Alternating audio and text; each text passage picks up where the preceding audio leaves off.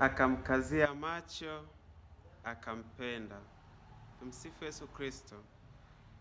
Katika maisha ya Mtakatifu Clara wa Asizi, tafakari yake, naomba nianze na mfano mmoja. Hivi karibuni nilikuwa nafanya kazi katika banda la nguruwe kufanya usafi.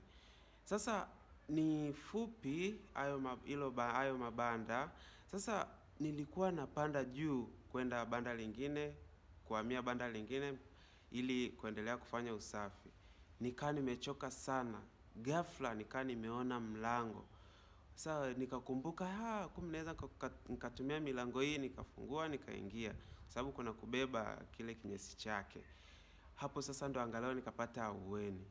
Mtakatifu Clara wa Asizi alikuwa katika familia kitajiri, akaona ahueni katika maisha ya umaskini. Akaona faraja katika maisha ya Mtakatifu Francisco wa Asizi. Wewe hapo ulipo unaona faraja gani? Mtakatifu Clara wa Asizi aliacha utajiri, akaamua kumfuata Kristo katika ufukara, katika kujinyima. Wewe ndugu yangu, ni kwa namna gani unajinyima?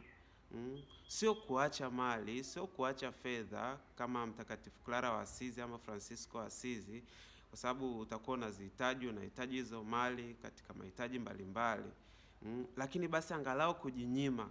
Unaona nini katika hata kipindi cha mwaka? Usisubiri tu Kwaresma ndo uanze kufunga. Unaona nini katika vipindi vya mwaka, kipindi cha Noeli, kipindi cha Pasaka? Je, unaona nafasi ya kufunga? Unaona nafasi ya kujinyima? Tumsifu Yesu Kristo. Kwa hiyo jitahidi ndugu yangu uweze kukumbuka hilo. Mtakatifu Clara wa Asizi aliona utajiri katika kufunga, katika kujinyima.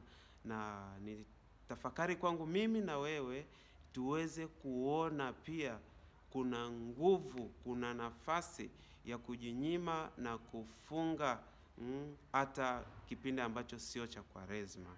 Na kutakia kila laheri. Karibu katika video ijayo, share na wengine. Subscribe pia kama hujasubscribe. Nice to meet you.